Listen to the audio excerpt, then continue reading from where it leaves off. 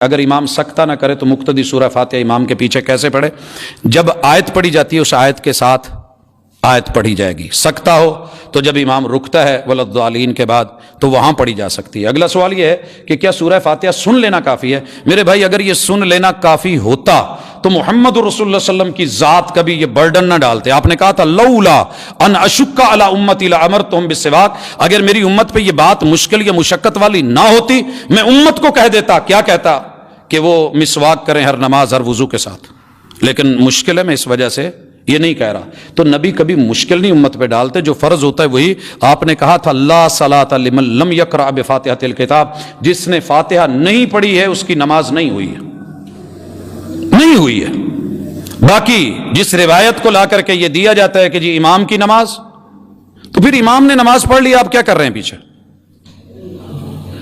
امام نے پڑھ لی، آپ کیا کر رہے ہیں پیچھے؟ وہ جی اللہ نے روکا ہے فَإِذَا قَرَأْتَ الْقُرْآنَ وَإِذَا قُرِئَ الْقُرْآنُ، یہ سورہ اعراف کی جو آیات ہے ان کا حوالہ دیا جاتا ہے. نہ اس میں نماز کا، نہ اس میں فاتحہ کا ذکر، اوورآل قرآن کا ہے. مشرکین نے کہا تھا کہ لا تسمعوا لهذا القرآن، اللہ نے کہا وَإِذَا قُرِئَ الْقُرْآنُ فَاسْتَمِعُوا لَهُ، انہوں نے کہا نہ سنو، اللہ نے کہا سنو. انہوں نے کہا تھا شور ڈال دو، اللہ نے کہا وَأَنصِتُوا، چپ رہو. انہوں نے بولا لعلکم تغلبون، تاکہ تم غالب آ جاؤ. اللہ نے کہا لعلکم تفلحون، تاکہ تم ترحمون، تمہارے اوپر رحم کیا جائے. تو یہ اس کا جواب تھا. اور اگر یہ فاتحہ کے بارے میں تو اگلی آیت بھی پڑھ لیں سورہ اعراف کی. اللہ کہہ رہے ہیں کہ دل میں پڑھ، کہتے ہیں جی وہاں فاتحہ کا نام نہیں، تو وہاں یہاں کہاں ہے؟ رسول اللہ صلی اللہ علیہ وسلم نے واضح کہا ہے فاتحہ کے بغیر نماز نہیں ہوتی.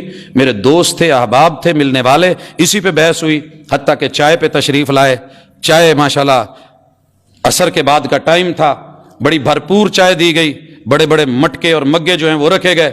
جب ڈھکنے اٹھائے تو کہنے لگے کہ باجی پتی ڈالنا بھول گئی ہے، ذرا انہیں دوبارہ کہہ دیں. بلایا گیا بچے کو، بھیجی گئی اندر ٹرے بھیجی گئی پتی کے لیے. دوبارہ آئے تو پھر وہ ویسے کی ویسے وائٹ چائے. میں نے کہا یار دودھ زیادہ اچھا ہوتا ہے، پی لے. کہنے نہیں جی چائے پینے ہیں، ہم سے دودھ نہیں پیا جاتا، آپ کی مہربانی کہیں. تیسری دفعہ بھیجی چائے پھر سفید. اور پتہ جو جملے سنے میں نے وہ 3 جملے تھے. جب پہلی مرتبہ آئی تو ہم نے کہا باجی بھول گئی ہے. دوسری دفعہ جب آئی تو ہم نے کہا کہ باجی شاید نہ سن دی نہیں. تیسری مرتبہ جب ویسے آئی ہے تو پتہ یہ چلا کہ باجی نو دسدا بھی نہیں تو باجی تہاڈی ماندی بھی نہیں.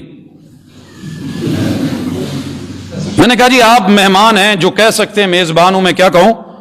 میں نے اپنے کپ سے ڈھکنا اٹھایا تو پتی پوری تھی. میں نے کہا جناب آپ وہ پیجئے، میں یہ لیتا ہوں. کہا تہاڈی، میں نے کہا وہ جو آپ نے باتیں کی ہے نا کہ باجی سنتی نہیں، باجی دیکھتی نہیں، باجی جو ہے وہ مانتی نہیں اور ایسے زدل ہے، وہ آپ کی بات نہیں سنتی.